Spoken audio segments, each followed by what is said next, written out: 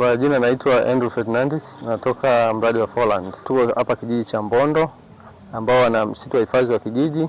Tumewafundisha wajumbe wa halmashauri ya kijiji pamoja na kamati ya rasilimali ya kijiji masuala ya ubabuaji wa moto wa moto wa awali, na sasa tutaenda mpaka kwenye msitu wenyewe na kufanya hilo zoezi la ubabuaji wa awali. Lengo ni kwamba ile misitu kwa sababu inaonekana inapata changamoto ya moto hasa kwenye mioto ambayo inatokana na uandaji wa mashamba. Sasa misitu bila kufanya ubabuaji wa awali ili kupunguza chakula cha moto inaathirika sana.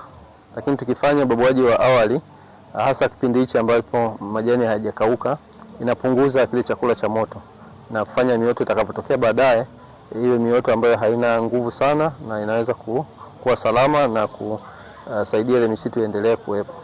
Kwa majina naitwa Python Kamnana, ni afisa msitu mwandamizi kutoka halmashauri ya Nachingwea. Wale wetu wa Nachingwea tumepokea program inaitwa Foreland ambayo inatekelezwa na Wizara ya Maliasili na Utalii kwa kushirikiana na serikali ya Finland.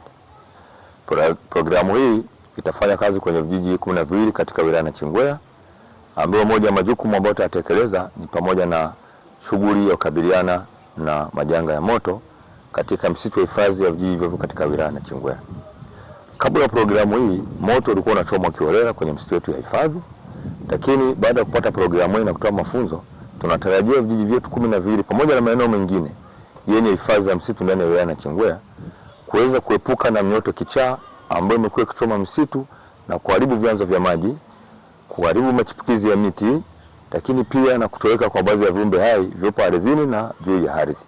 Hivyo tunatarajia baada ya mafunzo haya kukamilika, vikapewa vijiji vyote 12 mafunzo haya, tunatarajia kurejesha uoto asili ambao umekuwa ukitoweka kila mwaka, lakini pia kuna viumbe vitaanza kuonekana katika maeneo hayo, lakini pia na machipukizi yataanza kuwa mengi ndani ya msitu wa hifadhi kwa sababu tutakuwa tunafanya ubabuaji wa awali ambao una madhara katika dhana nzima ya uhifadhi wa msitu. Naitwa Asia Saidi Chamba, ni mjumbe wa kamati ya maliasili kijiji cha Mbondo. Tumepata elimu jinsi ya kubabua nyasi kwenye msitu wetu na kwa muda maalum, kitu ambacho kitatuletea tija katika ulinzi wa misitu yetu.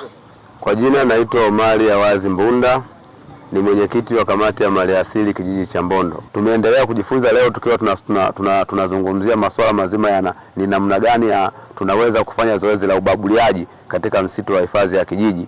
Na kwa nini tunafanya ubabuaji? Ni kwa sababu tunapofanya ubabuaji tunakuwa tumeokoa kuondoa zile nyasi au majani kwa wingi ambao ni chakula kikubwa cha moto.